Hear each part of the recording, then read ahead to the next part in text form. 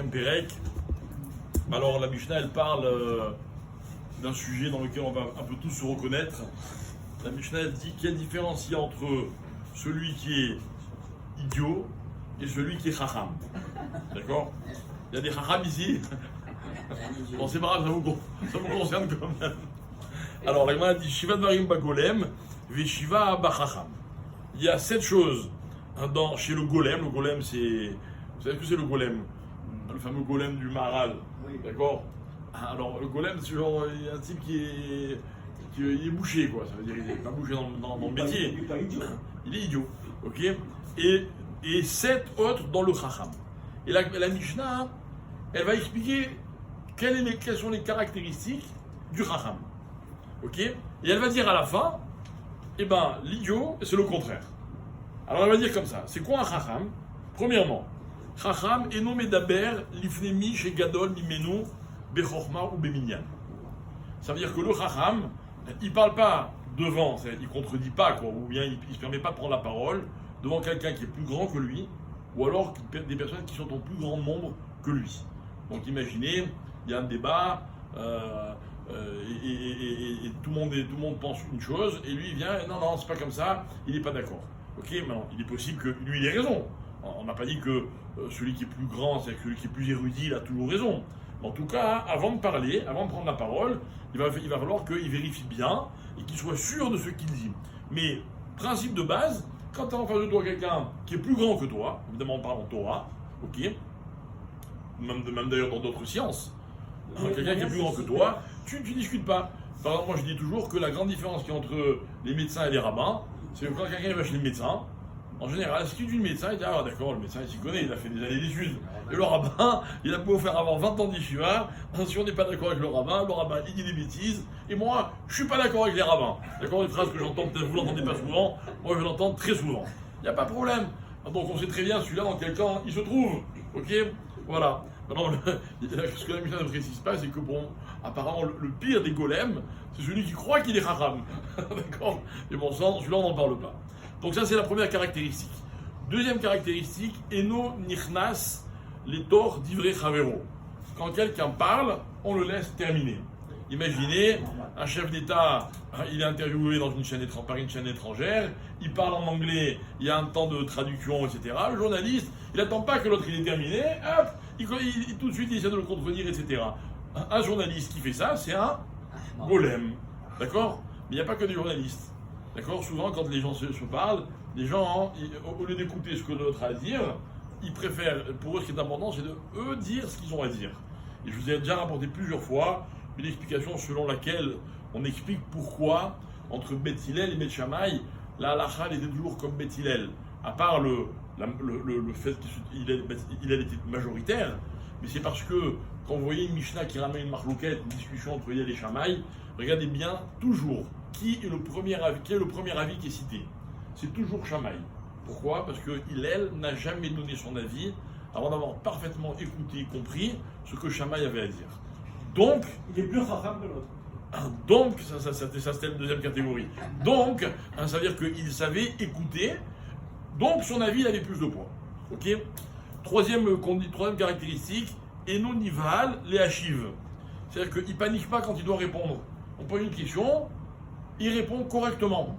Il ne se dépêche pas de répondre. C'est-à-dire que, en fait, dans une discussion, ce qui compte, c'est pas de recadrer l'autre, c'est de donner une réponse véritable. D'accord? On va voir maintenant. Des fois on la connaît, des fois on la connaît pas. On va voir comment ça se passe. Quatrième caractéristique, Shoel Bekeïnyan ou Meshif Ka'alacha. C'est quelqu'un qui sait répondre aux questions qu'on lui pose. Il ne répond pas à côté des questions. Ok? Il y a des gens, quand vous leur posez une question, ils vous font 50 introductions qui n'ont aucun rapport, et à la fin vous ressortez, vous n'avez pas la réponse. Comment reconnaître quelqu'un qui est chacham? Il sait vous répondre exactement de façon précise à la question, et il répond qu'à halakha. C'est quoi qu'à halakha? Correctement. Vous lui demandez une halakha, il répond correctement. D'accord? On a eu une discussion cette semaine. Est-ce que quelqu'un qui finit les shivas un Shabbat, est-ce qu'il doit aller au cimetière vendredi ou est-ce qu'il doit aller au cimetière dimanche? Il y a plusieurs avis, etc. On fait attention, on ouvre les livres, on vérifie, etc. Moi j'avais aussi une autre question d'ailleurs, savoir est-ce qu'on fait Tzidou Kadin après Shacharit ou après Moussaf? D'accord. Voilà, donc je vous expliquerai tout à l'heure quelles sont les raisons pour lesquelles on pourrait dire une chose ou l'autre. Mais en tout cas, si on ne connaît pas bien l'halakha, il ne faut pas répondre, il faut répondre qu'à l'halakha. Ok, ensuite, Réomer al Rishon Rishon vers l'acharon acharon. Imaginez que quelqu'un vous pose plusieurs questions, très important de répondre dans l'ordre. Sauf si vous avez une raison de changer l'ordre. Si par exemple quelqu'un me pose 3 questions, mais à la 3e question, j'ai une réponse qui va me permettre de mieux expliquer la réponse de la première question, peut-être. Mais en général, on répond dans l'ordre. Pourquoi? Parce que la personne qui vous pose la question, elle aussi, quelque part, il y a une structure dans son interrogation. De qui on apprend ça? Allez, dans la Torah, explicite. Une enfant âgée de 3 ans.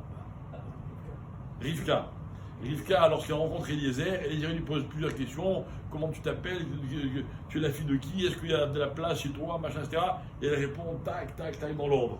On voit que Yitzhak, elle avait cette chorma qui a été aussi un signe pour Eliezer. On apprend de la chorma de Rivka. Ensuite, la Mishnah continue à dire Ve'al ve'alma shelo shama, Omer. Et celui ce sur quoi il n'a pas entendu, il ne connaît pas, qu'est-ce qu'il dit? Lo shamati. Je ne sais pas. Ok? Ça veut dire que c'est souvent un signe d'intelligence d'être capable de dire je ne sais pas. Quand beaucoup croient que l'intelligence c'est de tout savoir. Non, chez nous, non. Ensuite, ou modé à la émet, et là aussi c'est magnifique, c'est-à-dire qu'il avoue la vérité. Il avoue la vérité, notamment dans quel cas? Non, notamment quand voilà, quand il s'est trompé. Quelqu'un qui s'est trompé, écoutez bien ce que dit la Mishnah, c'est pas une midda. De dire ah ouais, celui-là il est vraiment honnête, il est vraiment. Non, il est intelligent. Il a fait une erreur, il est capable de dire je me suis trompé, j'ai fait une erreur. C'est toi qui as raison. C'est un signe d'intelligence. Celui qui n'est pas capable de ça, qu'est-ce qu'il est? Il est golem, c'est un idiot. C'est pas qu'il a des mauvaises midotes, c'est un idiot. Donc c'est quoi l'idiot? Non, l'humilité ça aurait été une mida. Mais là je vous parle d'intelligence. Celui qui ne sait pas dire je me suis trompé, j'ai tort, il manque d'intelligence. Il est golem. Alors le golem c'est quoi? C'est celui qui est capable de parler devant des gens qui sont plus grands que lui. D'accord? Il y a un rave, et lui, il n'est pas d'accord avec le rave. Et il ne se gêne pas pour lui dire, alors que le rave il a peut-être étudié, il a peut-être creusé le sujet, etc. C'est celui qui contredit l'autre, ça veut dire qu'il ne le laisse pas terminer, et il rentre dans ses paroles littéralement. Celui qui répond, comment on dit, de façon, comme ça, comment on dit, intempestive, Razak, ok. Ensuite, c'est celui qui répond à côté de la question qu'on lui a posée. C'est celui qui répond dans le désordre. En fait, c'est quoi répondre dans le désordre? C'est-à-dire que vous me posez 3 questions, et moi, la 3e, elle m'intéresse plus. Donc je réponds à la 3e. Mais si toi, l'autre, il t'a posé la question en premier, c'est peut-être ça a été plus important pour lui. Mais toi, tu décides ton ordre à toi. C'est pas un signe d'intelligence. Ensuite, celui qui n'est pas intelligent, c'est celui qui n'est pas capable de dire je ne sais pas, et celui qui n'est pas capable de dire qu'il a fait une erreur et de reconnaître son erreur. Voilà. Dana.